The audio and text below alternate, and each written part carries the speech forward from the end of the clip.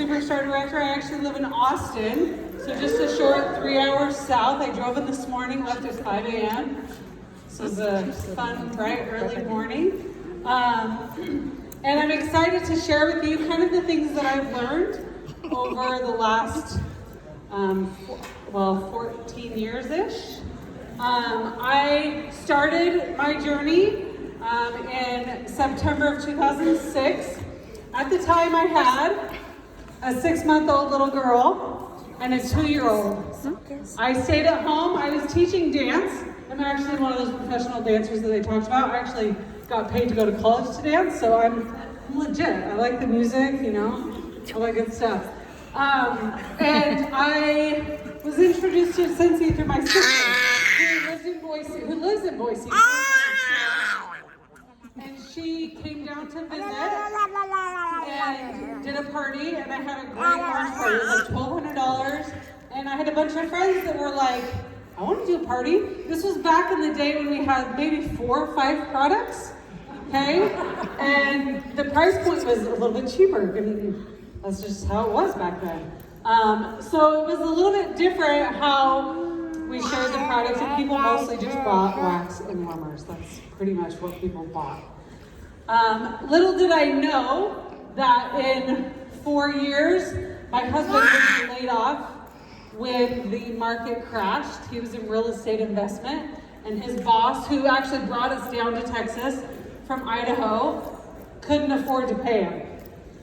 And luckily at the time, since he was booming and rocking, and he hasn't gone back to work since. Wow. So it's kind of awesome. I went to college, like I said earlier. I was a college dropout. I didn't finish my degree. We moved here when I had a 4-month-old at the time.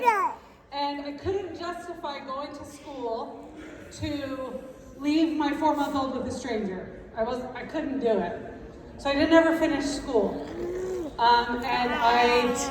What I wanted to be when I grew up, when I was little, I was always saying this, I wanted just to be a mom. I wanted to be a mom, to have kids and raise them. Little did I know that I needed a little bit more than just being a stay-at-home mom. I needed a little more, because I'm not an introvert. I like people. I like talking to people, and I like having conversations with people.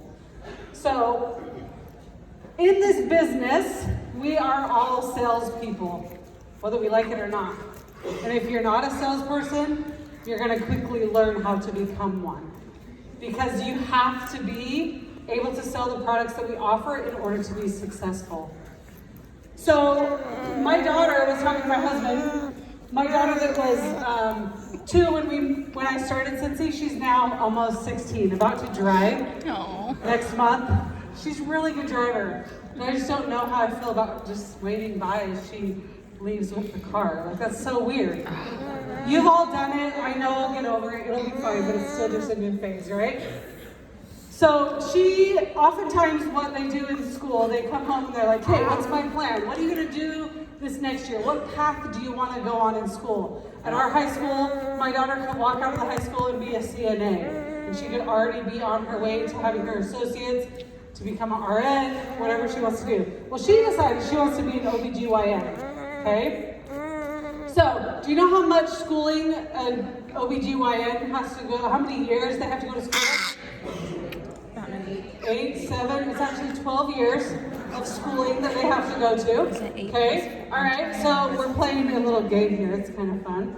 So, how much do you think they would walk away being in debt? How much do you think their college education would require them to go into debt? Any guesses? $320,000. 250, 400,000. It's about $500,000 actually in debt. The 12 years of college, and it depends on which school you go to, right? Totally depends on where you go. Thank you. But that's how much out the door. I got my diploma. That cost a pretty penny too, I'm sure. And I have all this debt that I'm carrying with me. How much do you think an OBGYN makes in a year?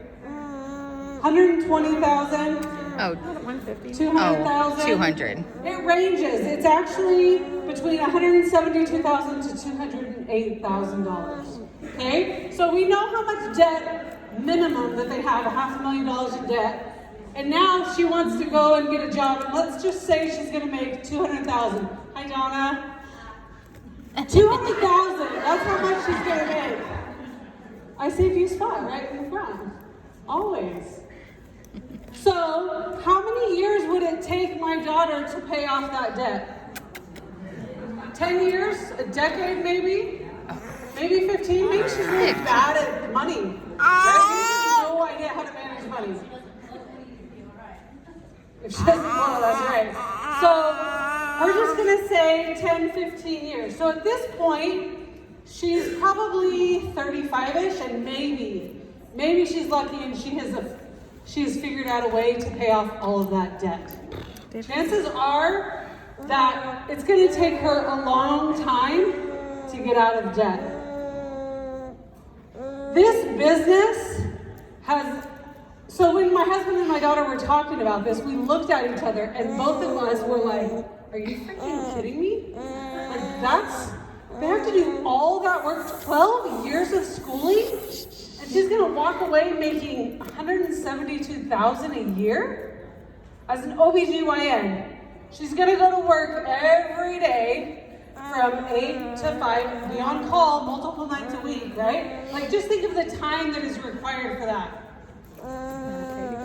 Now, the reason we looked at each other and made this face of like, are you kidding me?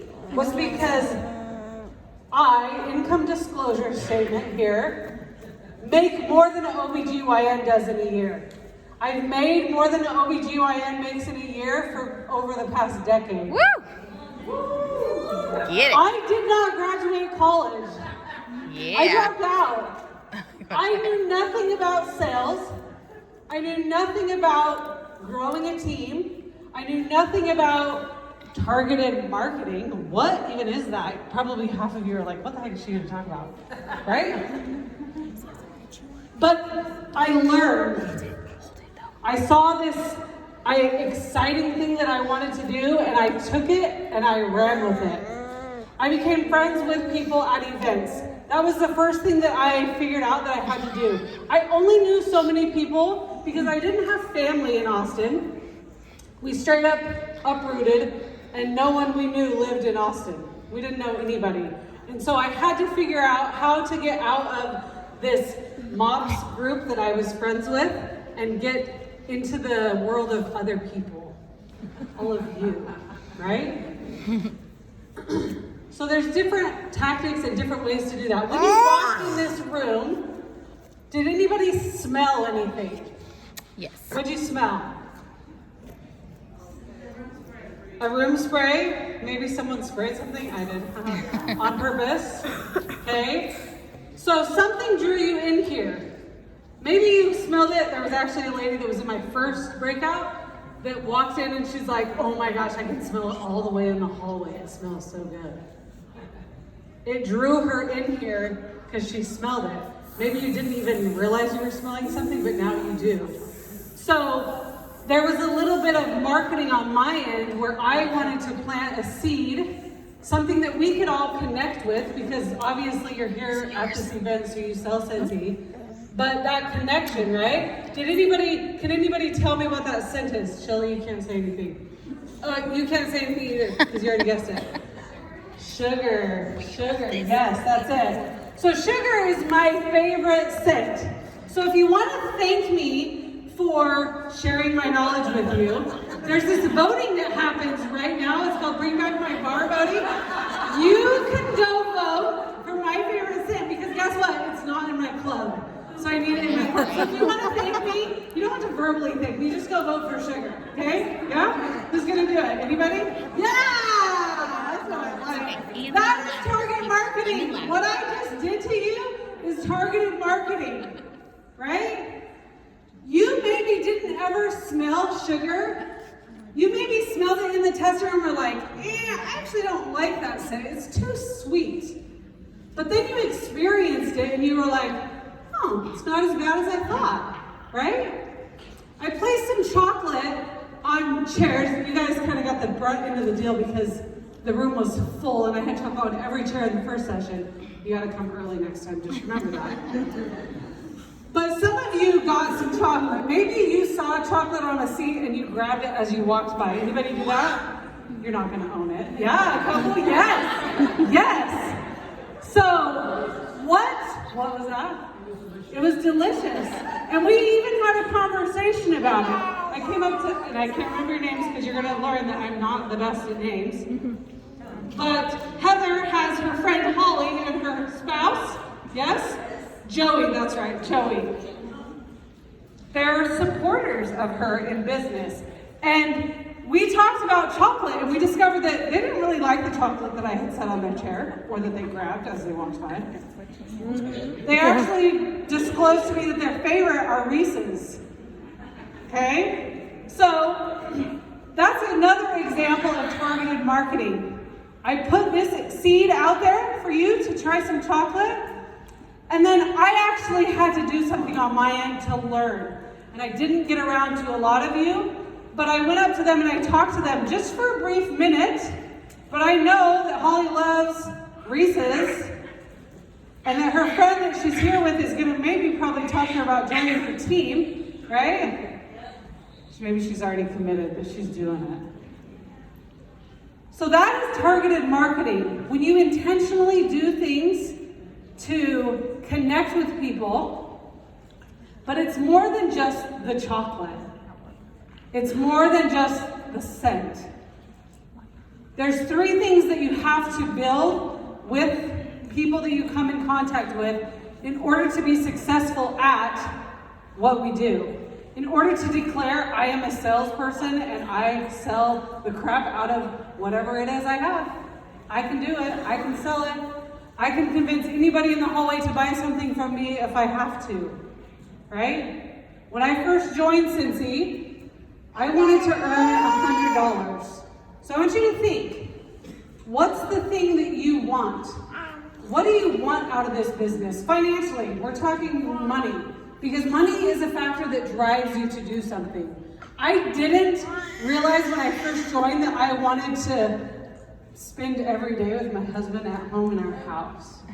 That sounds so who would want that, right? That's like way too much time together. Distance makes the heart grow fonder, right? Well, distance makes the heart grow fonder. That's why I'm here. I didn't realize that I wanted him home to be able to go to every sporting event that our kids participate. I didn't realize I wanted him to be home so that he can do the homework, he can do the math with the kids, and I can spend some time chatting with my girls, right?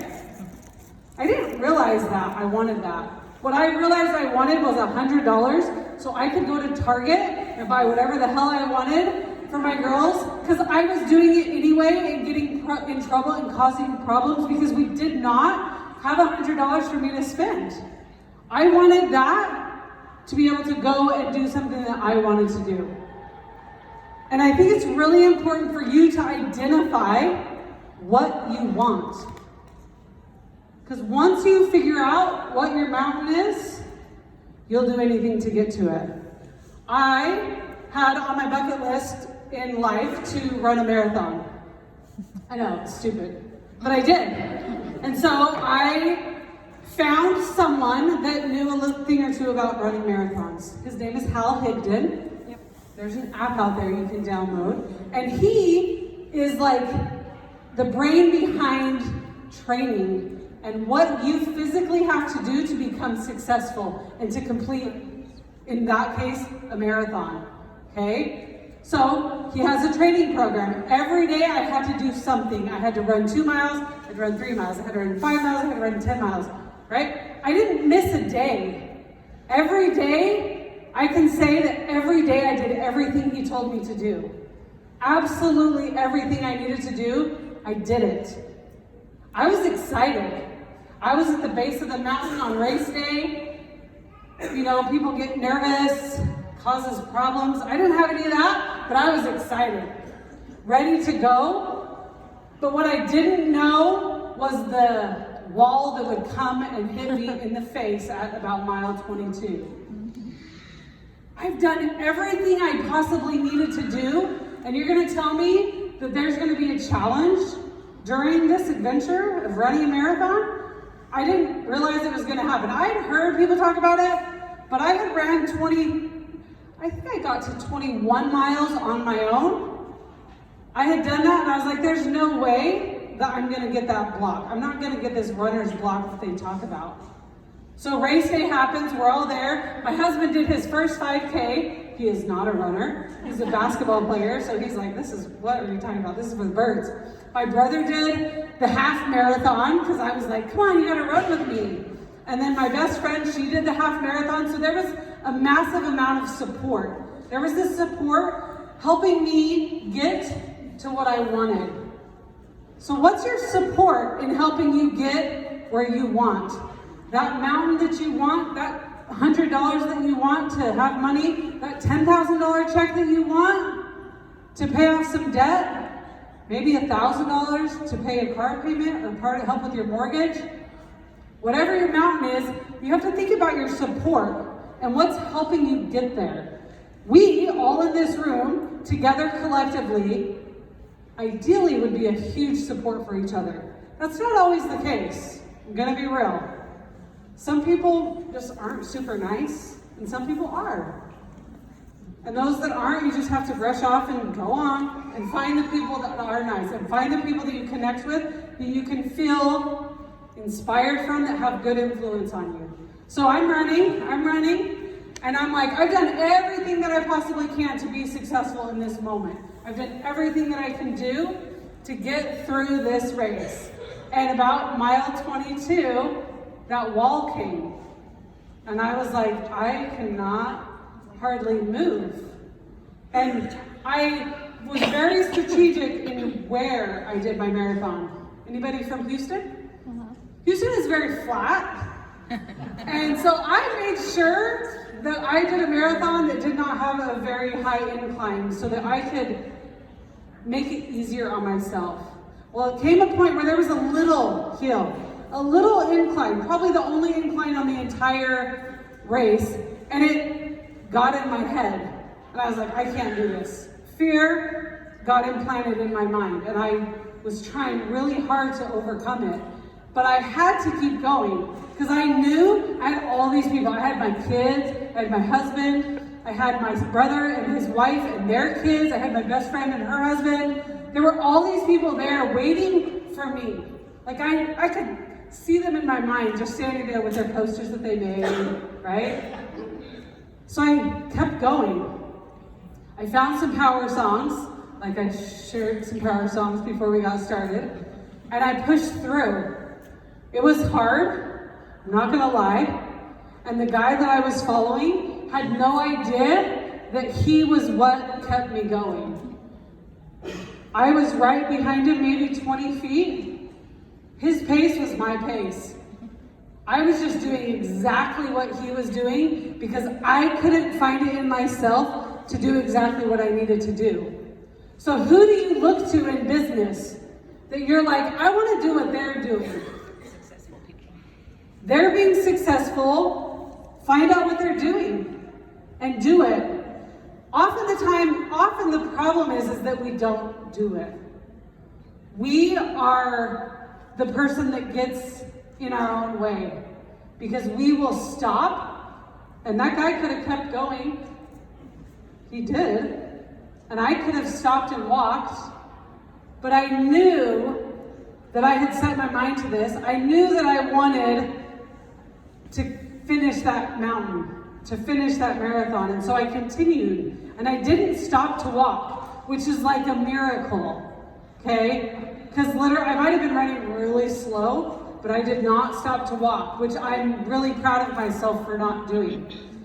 But it took some forward thinking and some outside of the box mental capacities to get myself past that point of no return, so that I wouldn't be a stumbling block for myself. So the three things that we have to remember about these relationships that we build with people. who are ultimately our family, friends, neighbors, customers. We all have customers, right? Do you have a customer, everybody? Raise your hand if you have a customer. Yeah? If you don't have a customer, this is where you have to start thinking about who could I share this product that I love so much with? Who could use this in their life? So there's 3 things that you have to remember that you have to make sure that you build upon as you build a relationship. So you have to know your customers. You have to know them. You have to like them. It didn't say you have to love them. You have to like them. And you have to trust them. It's a two-way street, this customer relationship that allows you to then target market them, right? To do some intentional sharing of products with them. They have to be able to know you. You have to give a little bit of yourself, right? So what's something you learned about me, Holly, Joey? What did you learn about me? You like Reese's too. I like Reese's too. That's right. I do. I love Reese's. And if they're in our house, my husband will eat the whole bag, and I won't get any. So I have to hide them. It's a good trick. So you have to know each other. You have to like each other. You have to find some things that you have in common. Like we both like Reese's. Like that's something that we automatically will connect with. Now, in a year when I see you at SFR, maybe, I'm not gonna lie, I probably won't remember your name, but I would remember that we talked about Reese's, right? So how can you, when you meet people and you build those relationships, how can you remember them? Write notes. So I am the worst when it comes to taking samples and catalogs with me. I don't know if I intentionally do this or not, but there are some things that I've had to learn and figure out how to remember these people. At events, oftentimes, I just say, will you fill this out? I don't ask them, I just say, will you fill this out? And they fill out their information. On the back of it, I'll write some notes. They had a little boy, or they had a little girl, she bought a Mickey Mouse buddy. Super cute, you took a picture of her with her buddy. Don't forget this is her mom's name, right? If I'm just out and about at the store, and I am browsing the candle aisle, because if you go to the store and you don't walk down the candle aisle and talk to someone, shame on you. Every time you go to the store, you walk down that dang candle aisle, and you see who's smelling something. And if they're smelling something, you just walk up next to them and you start smelling too, right? Even though you're not gonna buy anything. But it's good to know what your competitors are offering. So you're smelling, and maybe you intentionally go, oh my gosh, this smells so bad. And you say it out loud because it's that bad, right? And they look at you and they're like, what in the world is she doing? It's like, oh my gosh, you need to smell this. It stinks really bad. Or maybe it's really good and you're like, holy crap, that is a really good scent. And they're like, oh, I want to smell. Or maybe they say something and you're like, oh, can I smell? There's that relationship starting to build. I don't have a catalog and sample on me. I can't give them my information. So what do? Because ultimately, let's be honest, how many samples have you given away and they've never called you? A ton, way too many, right? So ideally, what we're going to do is we're going to get their information because then the ball's in our court, and if we don't call them, shame on us. I've done it, I'm not afraid to admit it. I've gotten plenty of people's information and never followed up. Amy helps me with that though now. But a tool that, I can't remember who shared this, but it's a tool that I thought was like, it was like a light bulb moment, like, what the crap, why did I never think of this? Simply ask them, hey, or tell them, hey, I've got some samples of some scents. I see you like this lemon scent. We just came out with this new lemon scent that I love, and I would love to share it with you. And they'd be like, okay, who doesn't like free stuff? People like free stuff, right? So you ask her, hey, could you text me your number, and I'll get with you to get you some whatever scent you have, right? To get you that lemon scent that I really like. They give you their information, they text you, and it's in your phone. And then I always, in my little notebook, I'll write down, this is who texted me, and this is what, I met her at H-E-B in the candle aisle, and we were smelling scents, and this is the one she really liked, and I'm gonna mail her a sample. So there's your target marketing. You saw someone and you're like, okay, it's not like bad, right? It's just a natural thing. And if that is awkward for you, how many people think that is the most awkward thing you've ever heard? A lot of you, yeah, that's awkward. If someone came up to me when I was standing there smelling stuff, I might think they're a little weird, right? But it might create a memory that's like, oh, I remember talking to that person about that. And look, she mailed me all this stuff and she gave me this and that. Like, who is this person? Then the light goes off and they get interested. It's important for us to remember that building that relationship comes first. Because then once you connect with these people, that's when you know and you can build that relationship. That's when you realize, oh, they love Minnie Mouse. They're like a Disney diehard. Oh, I know Minnie Mouse, right? And you share all the things Minnie Mouse. Or maybe they have a cleaning business. And you're like, oh, I know cleaning. We've got all of the cleaning products that you need, right? And we came out with this new scent that's like the bomb and you need this. So here, I want you to take this with you, a little borrow basket, take it and try it and see how you like it, see how it works, and then let's come back and chat about it. That's target marketing. You have to be willing to give a little to get more in return. I think that that's something that we oftentimes kind of get stuck with, where we have this mindset that you can't be successful if you give things away. For the first probably year and a half, my husband kept saying, you are making no money. You are not making a dime. You give everything away. You're giving your downline things, you're giving your customers things. Like, you are not business smart at all, says the one with the international business degree, right? And I'm like, well, I don't know, it's working. Like, people keep buying from me, so I'm just gonna keep sharing the love, right? It took a while, but then guess what happened?